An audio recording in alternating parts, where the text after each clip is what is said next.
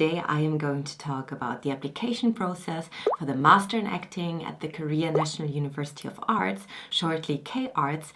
And I just recently graduated from acting school, and I do remember how tiring and exhausting the application process is. So I thought I'd make this video just to share some of my personal experience and also kind of lead you through the process. So today we're going to talk about the application process in general, then about the documents you will need, and also I will give some tips for the application. Because it will be kind of a lot of talking. If you want to skip to any of those parts, I will leave timestamps and then you can just skip to the part you want to listen to. And in this video, actually, I'm just focusing on the application process. So after that, there will be also a practical test, the audition, and also the interview. But it would be too long for this video. I will definitely make another video on that in the future, but today let's just focus on the application because that is enough. So let's start with the admission. If you enter the English homepage of K-Arts, you will find a category, admission. And as you can see, there are 3 different types. So first of all, the general admission. It's also called non-quota admission. In Korean, it's called 제외 외국인, 및 외국인 전용. And the second one is for AMA students. This stands for Art Major Asian Scholarship, and it is a scholarship provided for students who are from Asia. The third one is exchange students. In this video, I will focus on the general admission, because that's the procedure I went through.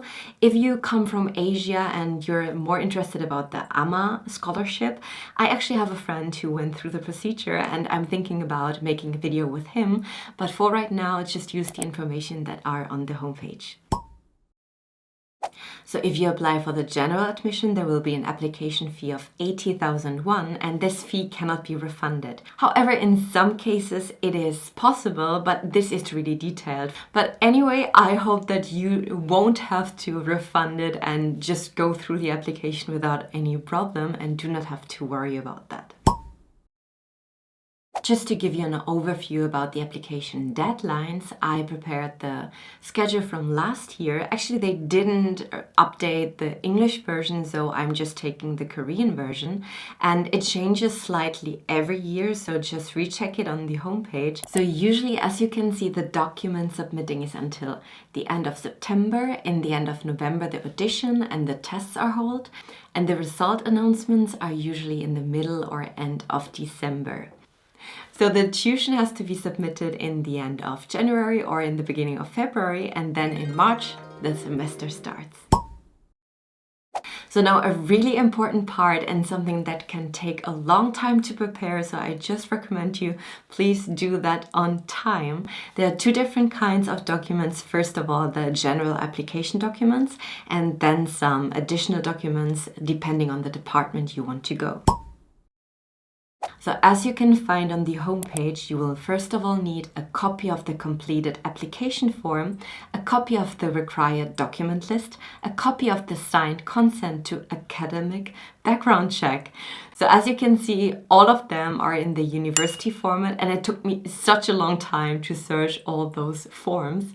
Either I'm retarded or it's just difficult to find. So I prepared a link down below. You can go there and find all the university formats. Then it helps a lot to read how to complete the application form, because you will need 2 pictures and just how to fill out everything correctly. There will be a detailed explanation on the homepage.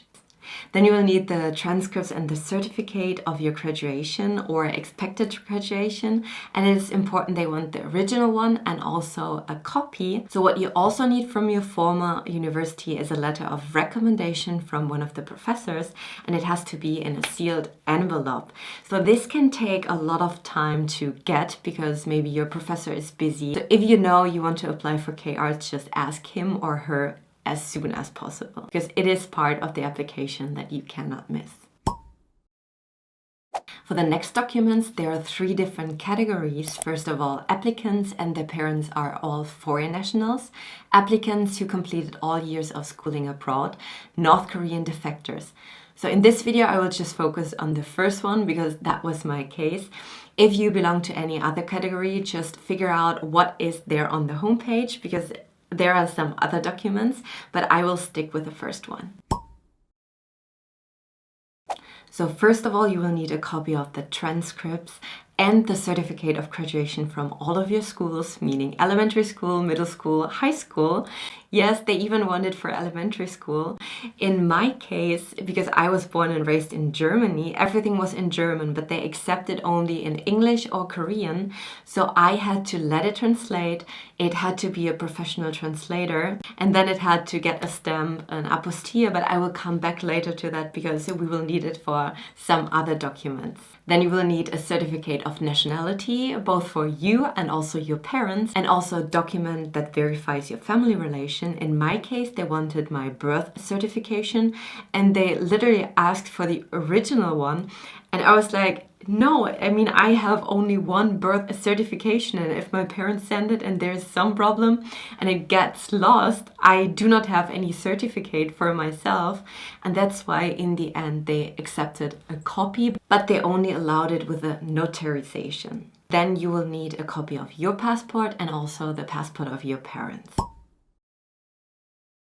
So for these documents, just in case you're missing one of them, you have to submit an official letter of explanation. For example, my friend in France, her elementary school was burnt down, no joke.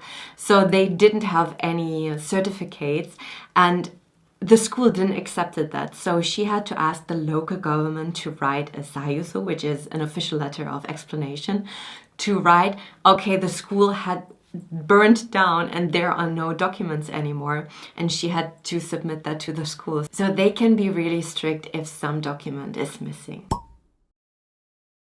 So before I mentioned the apostille, basically the apostille is there to prove that a document is legal, but there are so many different ways to get an apostille, and it's different from every country. So if you go on the homepage, you will find a detailed description, and also it tells you where to get it for your country. And this can take a lot of time, so I just recommend you to do this in advance.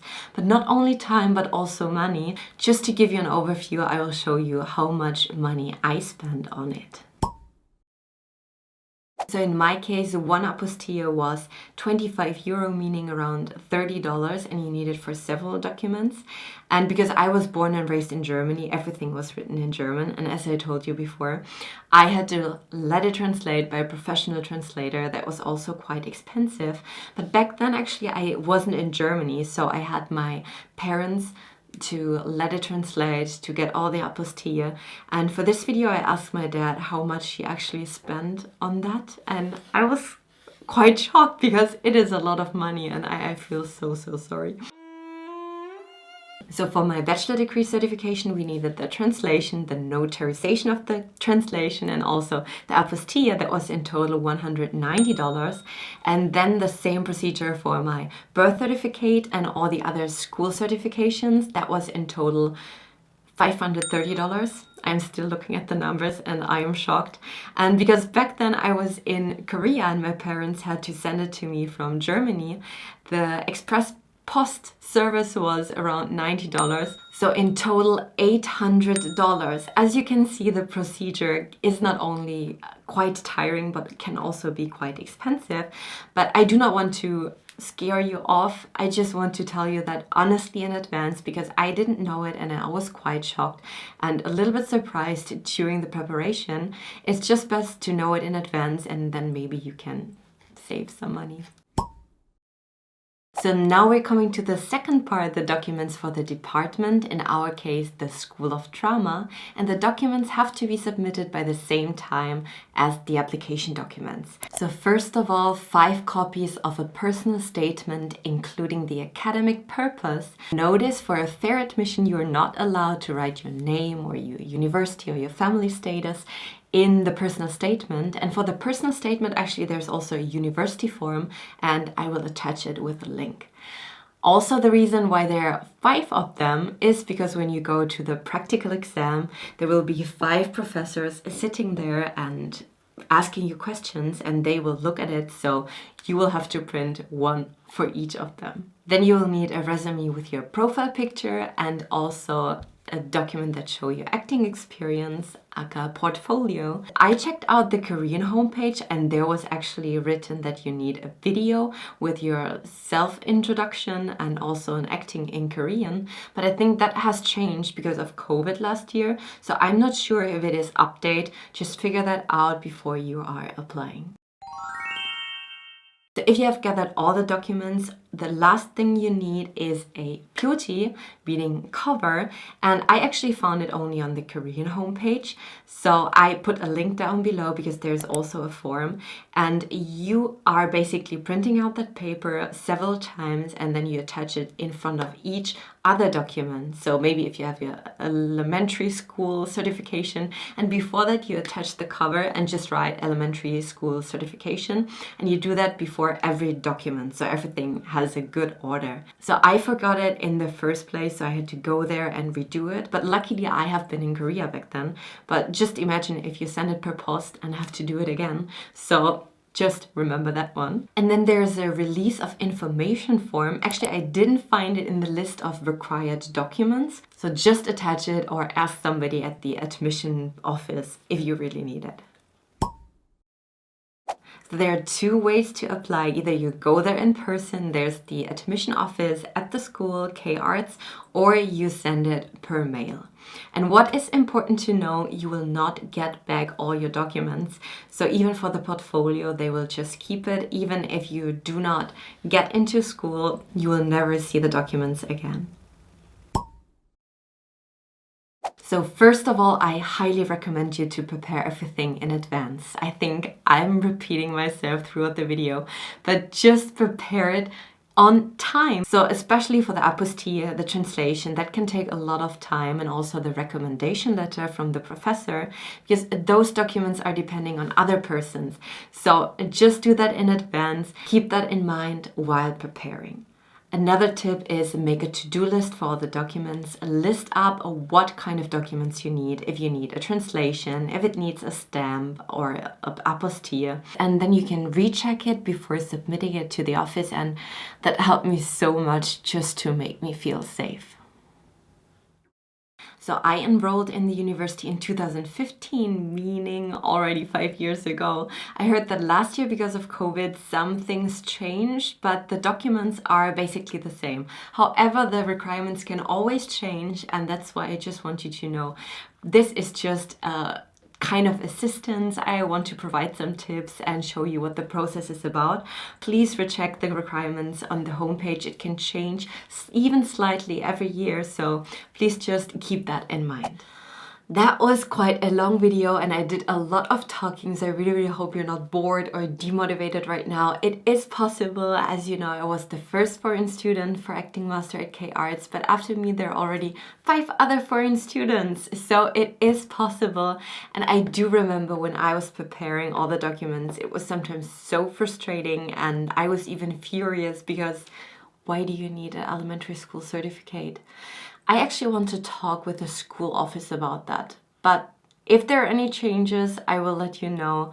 For right now, just prepare all the documents as they wanted. I do know that the procedure is not that easy, so I would be glad to help you as much as I can. If you have any more questions, leave a comment and I will help you. You can do it, keep your heads high, and fighting!